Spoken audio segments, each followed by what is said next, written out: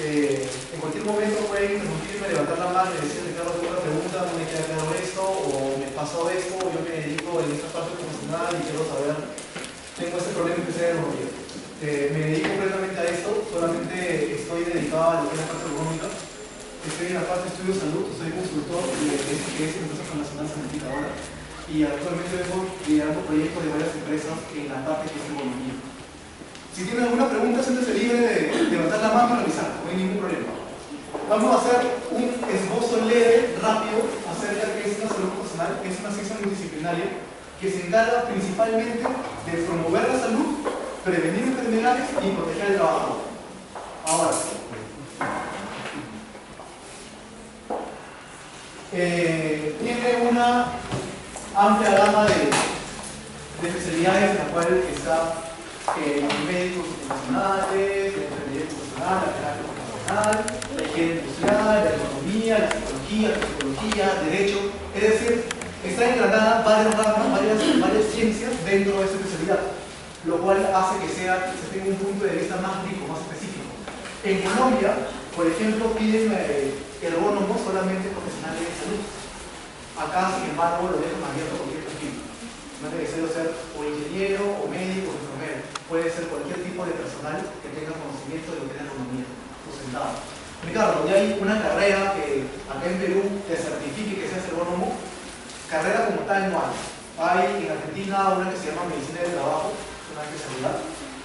Acá hay especialidades ocupacional, pero no hay nada que te certifique como ergónomo a nivel nacional. Puedes tener certificaciones internacionales, como lo hacemos, para que te dé un aval, ya. Pero nacional pura no existe todavía.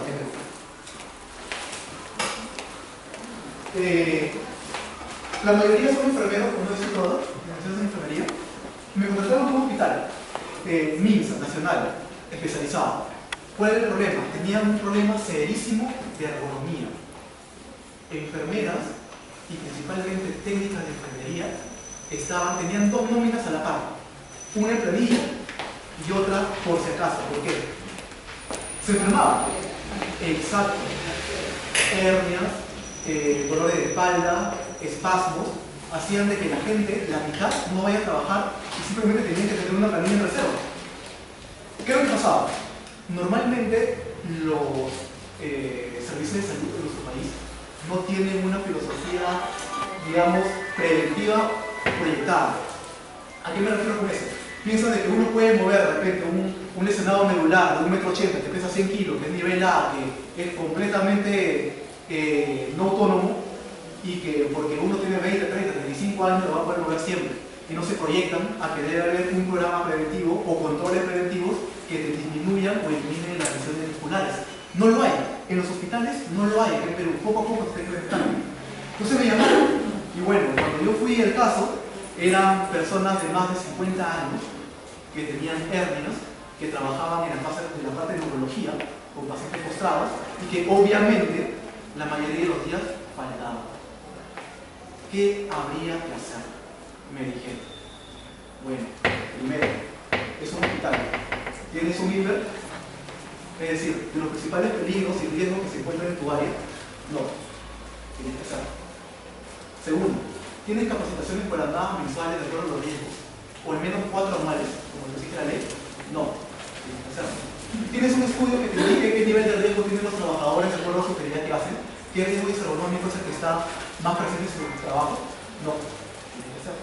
Que si sencillamente alguien te decide demandar, pierdes la demanda. No solamente es una humanista que yo veo, en el cual hay que proteger al trabajador, tiene que estar bien físicamente. También hay que ver desde otro punto de vista, el de protección de la empresa, que si tú no proteges al trabajador y se demuestra que tu lesión es producto del trabajo, pues puedes poner una acción. Y segundo, si no tienes cumplimiento legal, de acuerdo a lo que te dice la norma de economía, que te dice una vez al año tienes que hacer un monitoreo o la 28783 en tu sistema de gestión, pues va a haber problemas. Si no tienes ningún fundamento, tienes todas las palabras. Entonces esas personas, ya un poco maltrechas por el trabajo, se les evaluó con un método que es especializado para la recuperación de pacientes hospitalizados en MACO. Y pues el nivel de riesgo fue alto, no había las sillas de ruedas suficientes para el número que transportaban, no había un sistema de turnos administrativos, no había nada. Y es así como se viene trabajando en algunos hospitales aún. Y es así como se viene trabajando en algunas empresas. Entonces, justamente, que si ustedes pertenecen al sector salud, uno debería estar informado de qué herramientas tener para poder combatir esto y cómo también protegerse. Rápidamente, un negocio. Lo que a mí me preocupa como capitalista es que no hay una producción suficiente. Yo como dueño de empresa digo, oye, este está enfermo, no me trabaja, no me produce, le falta, carga al compañero de al lado, se va a lesionar, va a producir una lesión en cadena y se me va el cacho de la producción. Entonces, oye, ¿qué herramienta puedo tener para eso? Sencillo, usa economía. Te disminuye el ausentismo, te aumenta la productividad y te mejora el ambiente de trabajo. Te lo dice la misma normativa nacional, es decir, no estamos inventando nada. Principal problema, aparte del trabajo, el estrés. Personas que viven con más de 4, 5 personas o diferentes tipos de familiares en una misma casa, ya de por sí salen con cierto grado de estrés. Ahora, que si, Ricardo, ¿qué es el estrés? Porque todo es, me doy la cabeza, qué estrés, tengo esto, qué estrés. ¿Alguien sabe qué es el estrés? Porque es una palabra muy de moda usada a partir de los 90. Antes el estrés no existía como palabra. ¿Alguien sabe qué es el estrés? Causante de tantas enfermedades. Vamos a ponerlo de esa forma. Sencillo, para que se entienda. Yo, Ricardo Cavernícola, voy, recolecto frutos y de pronto veo un tigre de diente de sable en el esquina. ¿Qué es lo que pasa en mi cuerpo? Mis manos se me ponen heladas porque parte de la sangre va hacia las piernas. Me pongo rojo porque parte de la sangre va hacia la cabeza. Toda esa sangre fluye más rápido porque todos mis músculos se contraen. Y con los músculos contraídos, sangre en las piernas y sangre en la cabeza, ¿qué es lo que hago? Correr. El estrés es un mecanismo de defensa ante lo que nosotros consideramos peligroso. ¿Cuál es el problema? De que, oye Ricardo, yo no voy a salir a la calle y me voy a encontrar con un tigre de sable, porque están distintos. No. Lo que pasa es que nosotros hemos reconocido como peligroso otras cosas. Las cuentas. Los hijos en edad de formación, de repente los problemas matrimoniales, las suegras, qué sé yo, es decir, diferentes cosas que te pueden condicionar a que tú lo consideres como peligroso. Si no pagas las cuentas, no tenés problemas. Si no tengo plata para pagar la comida, voy a morir. Es decir, se activa instintivamente ese sistema de defensa. Y si a esto ustedes le aumentan la carga laboral, pues hay un gran problema. La obesidad en personas que están sedentes, principalmente oficinas, padre hermano. Si lo pasamos como concretos, todo esto me ocasiona deficiencia en el trabajo, que es lo que quiero combatir yo con mis estudios económicos.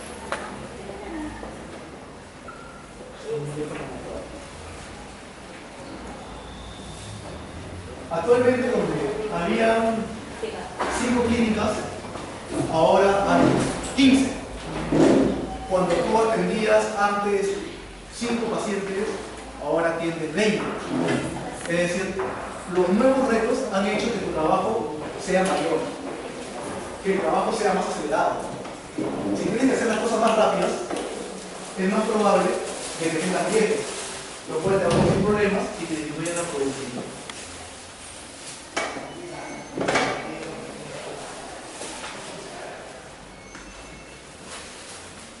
Bueno, la economía es una definición de la Constitución española, abajo es lo que te dice la normativa, de una u otra forma.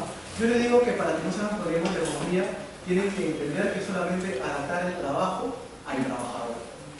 Nada más. Es decir, ver la forma en cómo el trabajador puede desarrollar con mayor confort y mayor eficiencia su trabajo. Y eso, Ricardo, ¿cómo lo ves? Lo vamos a ver con los siguientes puntos que vamos a ver más adelante, que es la altura del plano de trabajo, la iluminación, el ruido, la medida de protección, la capacitación, los controles administrativos, qué tantos aditamentos tienes para postura de pie, para postura sentado. Es decir, diferentes cosas que yo me voy a valer para que el trabajo sea más llevadero al trabajador. He evaluado infinidad de trabajos, sin mentir, ni exagerar, ni ser patán. Habrán sido más de 1000 a 1500 puestos por diferentes rubros, pesqueras, hidrocarburos, gases, metales. He visto todo tipo de trabajo. Hay trabajos, por ejemplo, en los cuales solamente se pide visa 20/20 en las farmacéuticas y se tiene que ver a una luz de 2000 lux, más o menos, ver si tiene puntos negros. Si tiene puntos negros, va a separar. Listo, escuchamos. Será un trabajo de negocio, por supuesto. ¿Habrá ergonomía aplicada ahí? Sí hay, si es que se ha hecho un estudio. Hicieron el estudio, dimos las mejoras y bueno, hubieron mejores resultados. Entonces digamos que la ergonomía vale siempre y cuando ustedes sepan aplicar.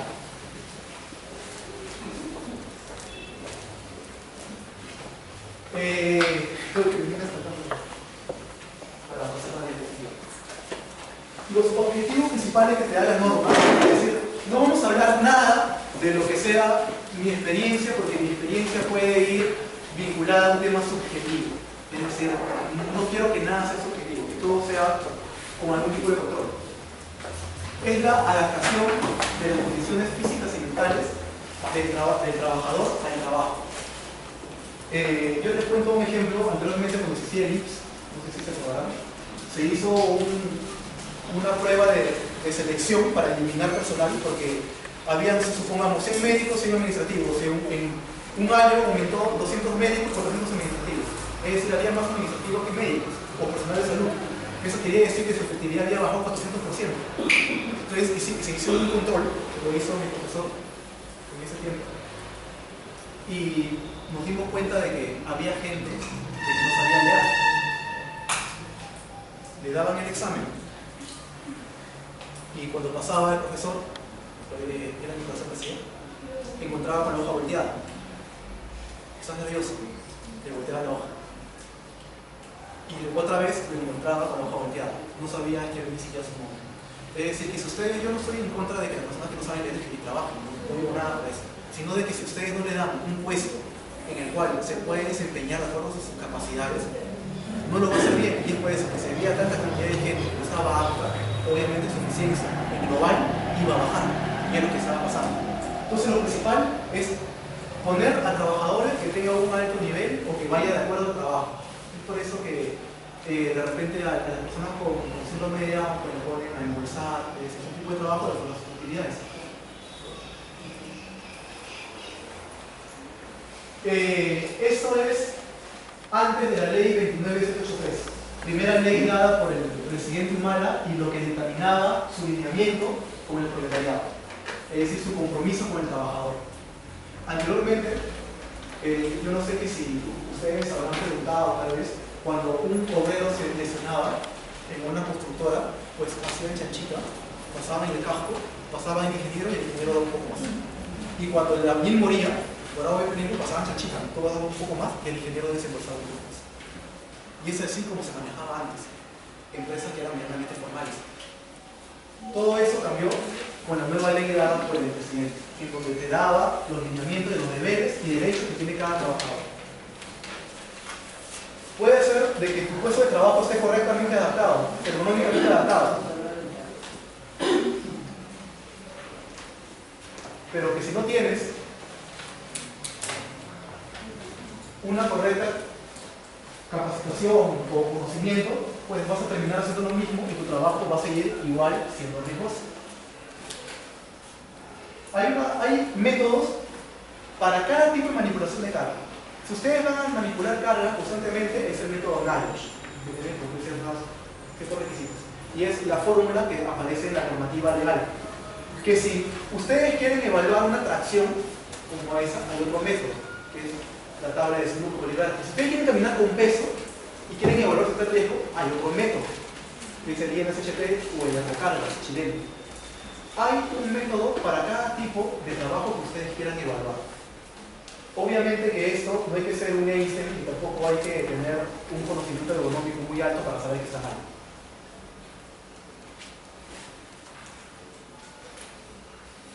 Y cosas que se dan normalmente en la informalidad.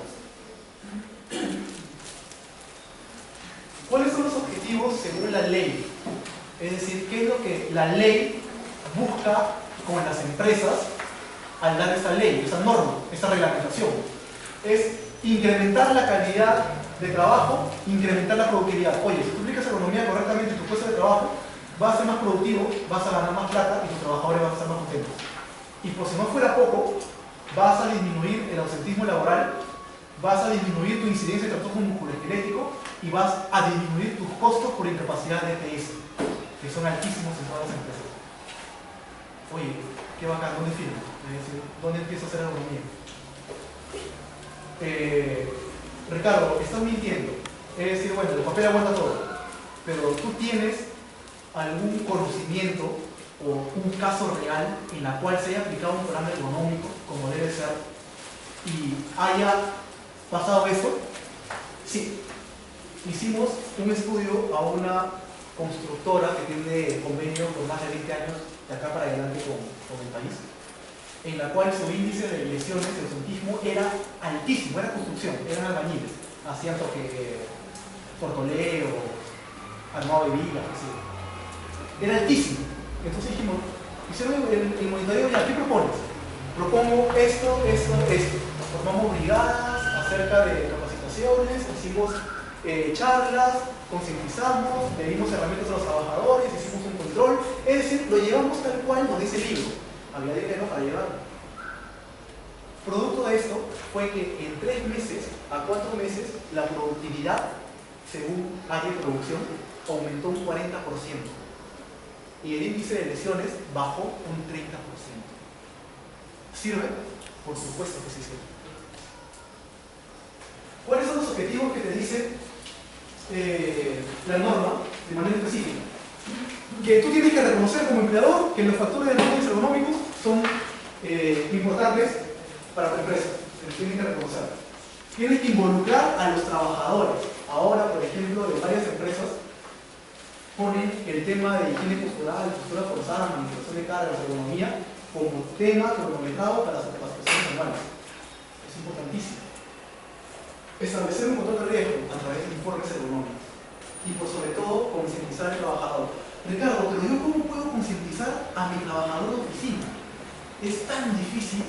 Si yo le digo, párate, no va a hacer nada. Bueno, hay muchas formas. Hay desde mailing, desde bloqueador de pantallas, desde cartillas virtuales y infinidad de cosas que hemos adoptado en diferentes tipos de trabajo, de acuerdo a la filosofía de la empresa. El tiene que ir lineal. Normativas, un montón. La 055, que es minera, exige también hacer monitoreos económicos. Hemos hecho monitoreos en minas. También hay trabajos en los cuales ya de por sí tienen un riesgo alto. Pero ¿qué es lo que pasa? Se tienen que gestionar, es decir, se tienen que hacer un monitoreo y se tienen que dar controles para que ese riesgo esté más controlado. Es decir, igual se tienen que hacer, no, Ricardo, es alto y eso no va a bajar. Falso. Hay muchas cosas con las que se pueden trabajar hasta el socavón. Y ya lo hemos hecho. Como ley base la 2383, la 005 del reglamento, la 375, la 312 los procedimientos, la ley de estibadores, infinidad de leyes, la ley de enfermedades, es decir, hay muchas leyes que van vinculadas a este tema de la economía. Por lo tanto, tiene un peso alto legal. ¿Ustedes sabían que antes de que se dé con mayor prioridad esta ley, las empresas de metalurgia y otras en las cuales se produce una gran cantidad de ruido y un tipo de dolores, los abogados laboralistas hicieron su voz, hablaron con el sindicato de cada empresa? ¿Cuántos lesionados tienes? ¿Cuántos somos? ¿Cuántos con polvo en el pulmón? Leucemiosis, tantos.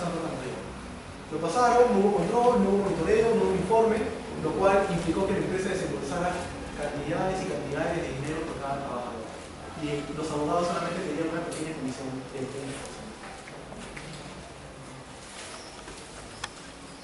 Antes de empezar enteramente con lo que es economía, ustedes saben que existen diferentes tipos de riesgos.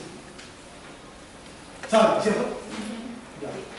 Están los riesgos físicos, los químicos, los biológicos, los psicosociales y económicos.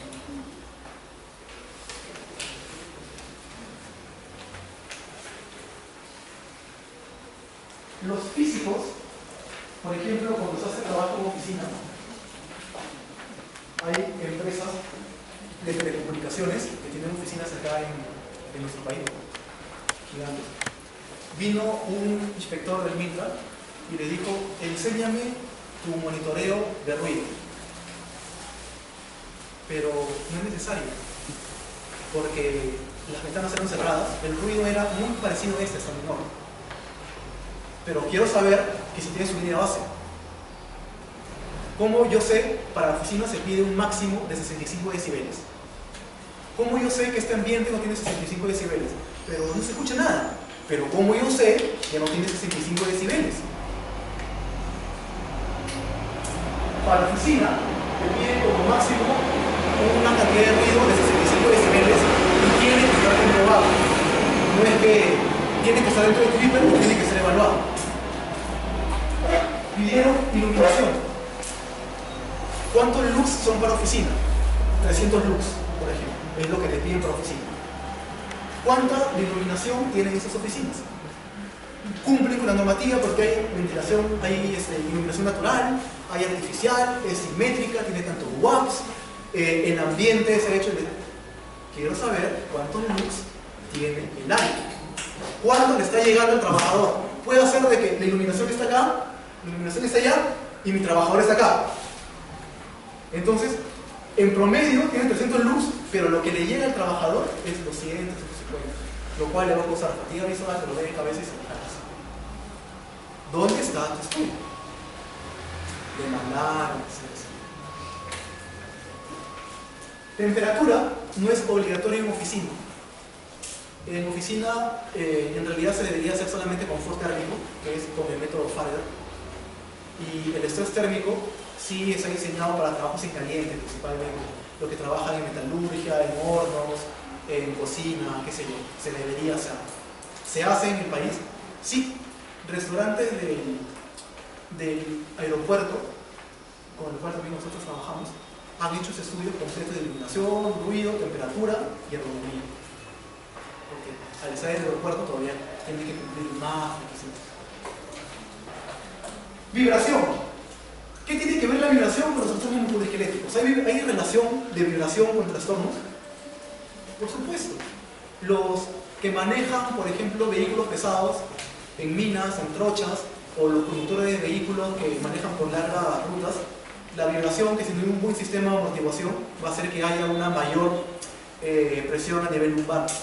Ahora también estudios han relacionado, que hay relación entre el cáncer de próstata y las vibraciones. ¿Por qué les digo eso? Porque hubo un problema con una empresa embotelladora acá en Lima, en el cual había un caso de cáncer de próstata y estaba demandando a la empresa porque él suponía de que era por el manejo del montacargas y la presión. No tuvo una buena dirección y perdió el caso, pero que si se fundamentaba bien con ese estudio, lo ganaba. Ahora, no solamente de cuerpo completo, como sucede de manejar, sino también puede ser mano-brazo, en lo que son manejo de herramientas neumáticas. Está dentro de la normativa, no es un riesgo puramente ergonómico, pero está dentro de la normativa. Iluminación, para acabar con esta parte de acá, son 300 lux por oficina, 500 lux para laboratorios, 200 para áreas poco transitadas. Todo eso está en la misma 375. Ustedes buscan la 375 2008 TR como PDF, si quieres se lo paso acá, lo tengo en mi USB. La 375, ahí te dicen los límites, o sea, ya, yo tengo un laboratorio de computadora, ¿cuánta iluminación debo tener? 500 lux. ¿Por qué? Tienes computadoras, haces manejo de esto. Han visto que la mesa de cirugía tiene una luz intensa, esa luz es de 2000 lux. ¿Por qué? La norma te exige que en trabajos de alta precisión debe haber 2000 lux. Entonces, todo está relacionado con esa normativa, la 375. Ahí pueden encontrar todos los datos. El ruido va dependiendo del tiempo de exposición. Para 12 horas me parece que son 85 decibeles, para 8 horas son 83, va bajando de acuerdo a la intensidad, y 65 decibeles para oficina. Todo eso también está en la normativa. Yo les digo porque yo también hago estudios de ruido profesionalmente, y bueno, ahí hay que ver la jornada de trabajo, ver cuánto tiempo se ha expuesto, y si se monitorea todo el tiempo o no, si no se tiene que normalizar. Es un tema aparte, que si han llevado o van a llevar el tema de agentes de higiene industrial, y lo van a ver con más detalle. Eran tantos los cálculos que ya al final, por ergonomía, tanto que hablo yo, es decir, la base de cualquier programa ergonómico es simplemente tener lista de verificación o procedimientos. Y si no tienes una lista, un procedimiento, lo más probable es que todo se te complique. Lo que hice fue simplemente todo lo que te dice la norma, las fórmulas, todo eso, esquematizarla en un Excel, que al final encontré que hasta lo vendían. Porque te decía, por ejemplo, que si hay horas que no están previstas en la norma, entonces tienes que, el trabajador trabaja solamente 6 horas, pero la norma no te dice para 6 horas. Tienes que sacar una fórmula y ver para 6 horas cuánto tiempo de provisión de ruido debe haber. Es decir, todo eso ya estaba esquematizado un mes, entonces yo solamente ponía los datos y me arrojaba todo, la dosis, que sea mínimo, pico, máximo, equivalente. Y es parte de trabajar con ergonomía, es decir, no hacer los mismos cálculos siempre, sino tratar de organizar y crear plantillas. Es básico. Radiaciones electromagnéticas, por ejemplo, en empresas de generación eléctrica a la cual he ido, se han relacionado enfermedades cardíacas con el manejo de tablero de control de alta tensión.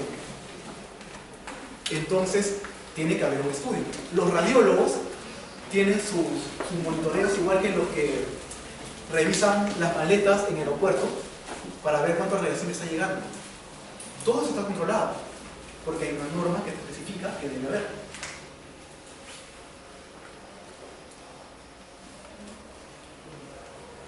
Químicos, que son un montón, son la exposición a ácido clorhídrico, ácido nítrico, los ácidos orgánicos y inorgánicos, y los vapores, sulfuro de hidrógeno, oxígeno, es decir, tienen diferentes, esto se mide a través de bombas de succión, analizadores electroquímicos o tubos clorhídricos, por ejemplo, por poner un ejemplo. Ustedes han visto que en la construcción lo que tienen la mala suerte de vivir a un lugar donde recién están construyendo. Toda su sala acaba llena de polvillo, etcétera, etcétera, la pared manchada, qué sé yo. Ya. Ese polvo, como ustedes saben, dependiendo del diámetro de la partícula, puede penetrar o hasta bronquios, y si es respirable, es decir, menor a 3 micras, puede penetrar hasta alveolos. ¿Qué es lo que pasa con eso?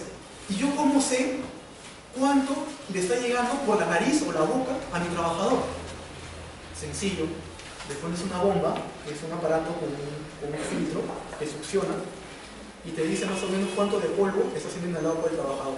Se manda al laboratorio, lo pesa y te dice hay 5 miligramos de metros cúbicos de polvo respirable, y la norma te dice que lo máximo debe ser 3. ¿Qué quiere decir esto? De que puede haber entrado polvo a los pulmones y se puede poner cualquier tipo de enfermedad obstructiva pulmonar. Ha pasado, por ejemplo, no sé si vieron el reportaje de Canal 4 hace un año, 2 años, acerca del asbesto. Hemos hecho estudios de asbestos, porque, por ejemplo, ¿dónde hay asbesto?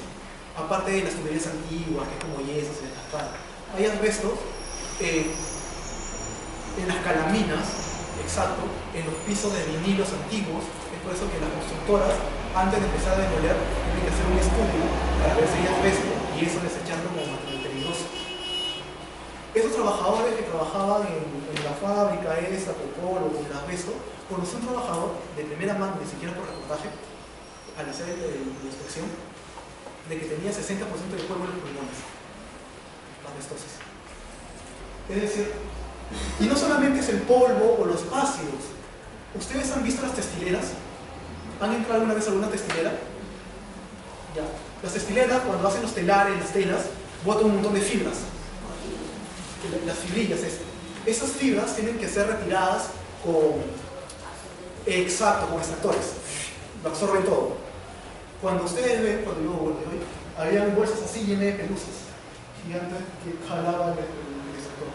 Sin embargo, no era suficiente. No era suficiente la capacidad de absorción, la limpieza, qué sé yo. Habían casos de visinosis por absorción de fibras. Claro, en los puntos de algodón también hay ese problema. Entonces, digamos, ¿y eso se puede monitorear? También se puede monitorear, porque hay un límite que se establece la normativa de agentes químicos, la 015. Es decir, cualquier riesgo que ustedes creen que tengan en el trabajo, ténganlo por seguro que hay un límite y un control. Entonces hay riesgos físicos, químicos, biológicos. Ustedes como personal de salud están expuestos a riesgos biológicos continuamente. Y no solamente personal de salud, sino también, por ejemplo, los trabajadores de almuerzo, de restaurantes, comedores, ellos hacen estudios de coliformes, de enterobacterias, en las duchas, para ver qué tanta unidad informadora de colonias hay.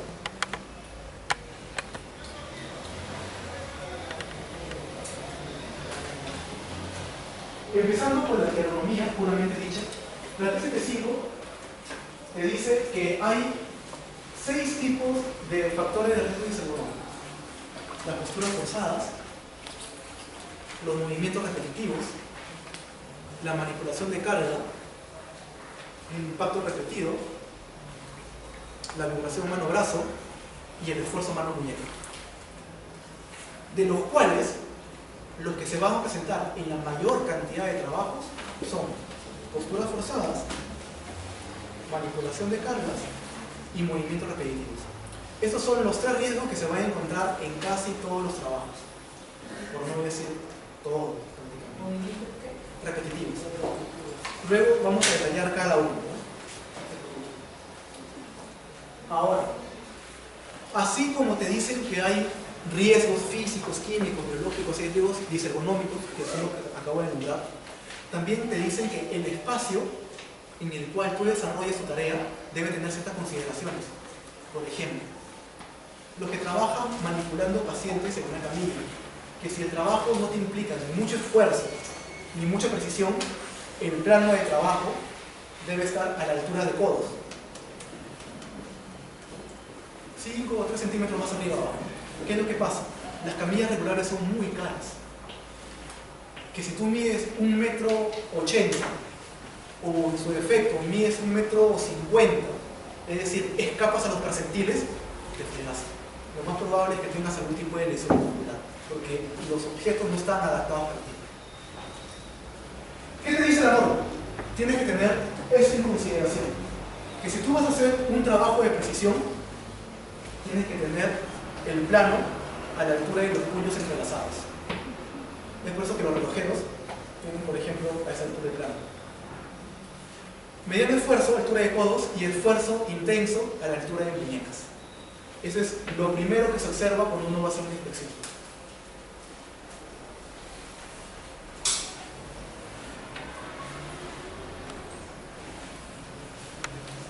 Muy bien, ¿alguna pregunta hasta acá? Lo estoy viendo muy rápido tal vez. ¿Todo bien? ¿Ninguna pregunta? ¿Todo claro? Hay... Los 6 tipos de... ahorita lo voy a decir uno por uno. Sí, que si alguien trabaja acá en la parte ocupacional, en seguridad y salud. Todas. Todas, en la parte de seguridad y salud. Entonces, muchas de las cosas que vamos a ver ahorita lo van a ver en el día de hoy. Hay muchas observaciones desde el punto de vista administrativo hasta el punto de vista operativo, en el cual se tiene que subsanar varias cosas. Y lo básico es lo que te dicen. Primero, ¿qué es un primer riesgo? Es la postura forzada. ¿Qué es una postura forzada? Es cualquier postura desalineada que cause disconfort. En líneas generales, para que se entienda. La norma te dice que para que sea forzada tiene que sobrepasar las 2 horas. La mayor parte de posturas que uno adopta, forzadas, o inadecuadas, o viciosas, o incorrectas, son mayores a 2 horas. La ley te establece solamente esto de acá. Estos de acá se deben evitar a como dé lugar. Ricardo, pero ¿cómo un trabajador va a trabajar con las manos por encima de la cabeza? Es decir, ¿en qué tipo de trabajo y qué me puede ocasionar? Es ilógico. No. Los almacenamientos, estivas de diferentes tipos, tienen almacenados a su altura de cabeza. Entonces, al hacer esto, las principales lesiones registradas son hombro doloroso, cualquiera de sus variantes, síndrome de supraespinoso, manguito rotador, qué sé yo, y cervicalgias. Ricardo, pero que si están almacenados en 3, ¿qué? ¿Yo qué puedo hacer? ¿Qué? ¿Le pongo tacos al trabajador? ¿Le pongo zancos? No. Lo más lógico es que disminuyas la distancia de almacenamiento o que le adiciones al trabajador un nivel para el cual no tenga que elevar tanto los brazos. Algo La ergonomía, la mayor de las cosas son lógicas. Entonces, mano por encima de la cabeza es uno. Codo por encima de hombro. ¿Por qué la ley te dice codo por encima de hombro? Es tonto. ¿Qué trabajador trabaja con los codos por encima de hombro? Cuando el plano de trabajo es de esfuerzo. Esfuerzo era a altura de muñecas. No está adaptado, lo trabajas a altura de codos, haces esto. Lo cual te causa lesiones tanto en el codo, como en el cuello, como en el hombro. Bueno, las flexiones de espalda y los giros de cuello obviamente te van a traer lesiones. Y trabajar en cuclillas y rodillas. Bueno, trabajos en cuclillas, Ricardo, ¿se dan? ¿Ustedes creen que se dan trabajos en cuclillas? ¿O la norma te lo pone por rellenar espacio? Exacto, las losas, soldadores, mantenimiento, es decir, pero Ricardo, el plano de trabajo no se puede mover. Entonces, ¿qué puedo hacer ahí? ¿Ustedes qué harían? Bueno, hay los controles rotacionales por turno, pero principalmente que si vas a hacer un trabajo de rodillas, hay rodilleras con normas UNE que son para trabajos en rodillas. Entonces, si trabajas arrodillado y no tienes una rodillera, pues estás incumpliendo los CPP básicos. Eso es respecto al primer riesgo, que son posturas forzadas. Ahora, hay varios tipos de posturas forzadas. Las mantenidas, el trabajo de pie y sentado. Ricardo, pero si es trabajo de pie, ¿yo qué puedo hacer? Si ya estoy trabajando de pie, pues ya no puedo hacer nada. Por ejemplo, los trabajos que hacen continuidad, enfoque de producción. ¿Qué hago? Tiene que ser de pie. ¿Ustedes qué piensan?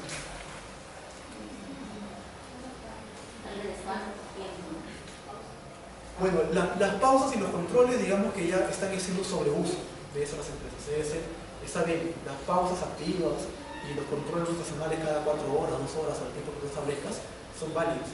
Pero con un trabajo de pie, ¿qué más puedes implementar?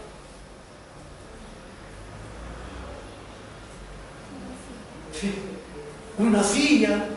Y la silla que tiene que cumplir los requisitos ergonómicos por una silla alta de producción. ¿Qué más? Ricardo, no hay espacio por una silla.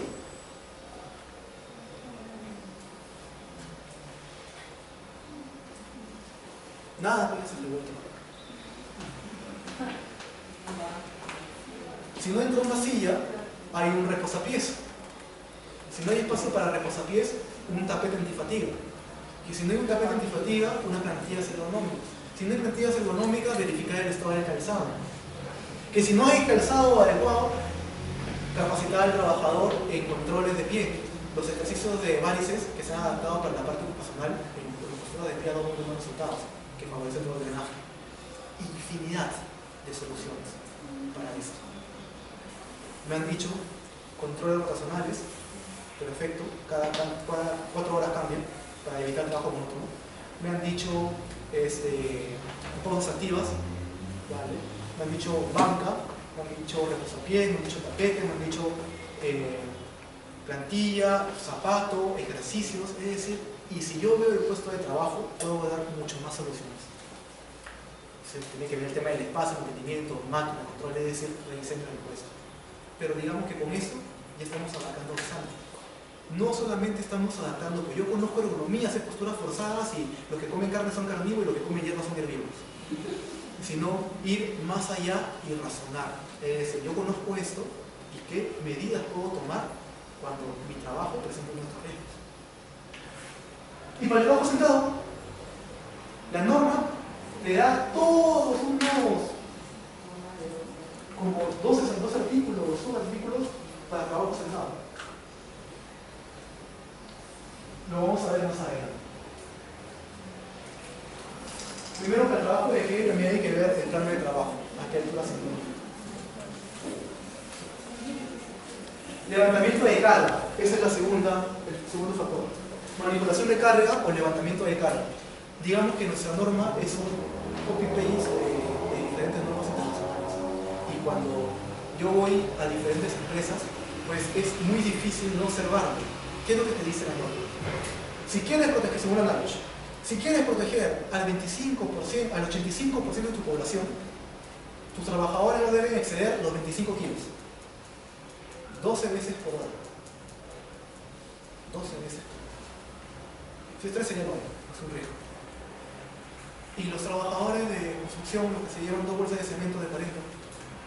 No, un trabajador entrenado puede levantar solamente 40 kilos. Una vez al día. Bueno, yo no lo digo, lo dice la norma. Entonces, ¿cómo uno puede controlar esto y darle la razón a la norma? En muy pocas empresas, principalmente farmacéuticas, he visto que han disminuido el peso de la carga. Es decir, cajas de 30 lo han pasado a 2 cajas de 15. Han gastado un poco más, pero se ponen por ley. Y digamos que en la farmacéutica pues, se pueden dar ese lujo. Pero, ¿y los demás? En azucareras he visto de que han bajado el nivel de bolsa de azúcar de 50 a 40. Pero en construcción no hay forma de controlarlo con esta ley. En estibadores, hay una ley propia de estibadores en que te dice, puedes transportar 50 kilos, 300 kilos o 1200 kilos de largo, 50 kilos, pero no puedes levantar más de 25. Puedes transportar 50. ¿Cómo? Sencillo, hay fajas donde viene acá el saco, no lo levantas, el trabajador lo transporta y lo deja. En ningún momento lo levanta, la faja viene a él.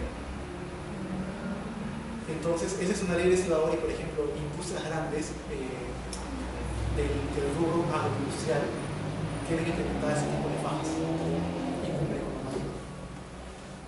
Ahora, ¿implica gastos? Sí. El problema es, bueno, estas empresas pueden darse lujo, pero ¿qué es lo que te dice la norma de una manipulación de carga? Ojo a esto. Te dice que el objeto no debe sobrepasar los 60 centímetros de ancho por 60 de profundidad. Nada más. De preferencia no debe exceder los 25 kilos. Y si eres mujer, 15. Y si eres adolescente, 15. Y si eres embarazada, 0. Te dice, además, de que en caso, la empresa está obligada a que si tú manipulas cargas, te tiene que capacitar en manipulación de cargas. ¿Cuál es el problema de esto?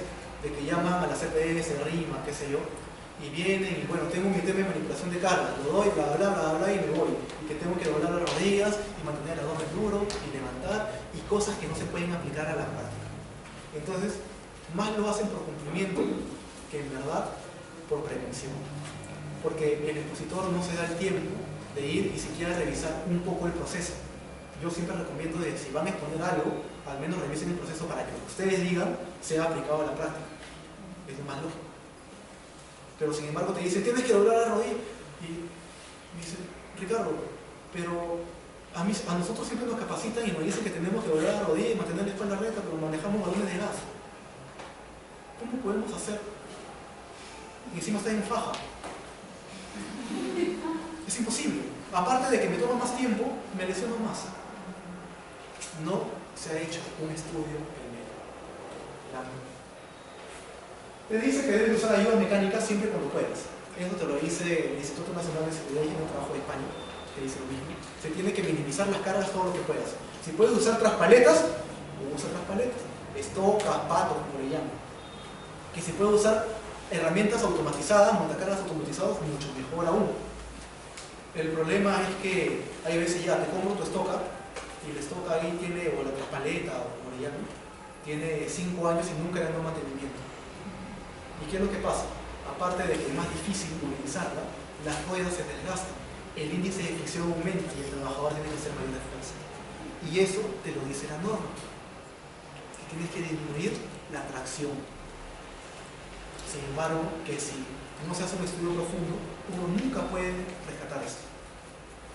Entonces, el segundo es levantamiento manual de carga. Y para resumir lo más importante, la norma te dice que tiene que tener 25 kilos para proteger el 85%, 15 si eres mujer o adolescente y 0 si eres embarazada.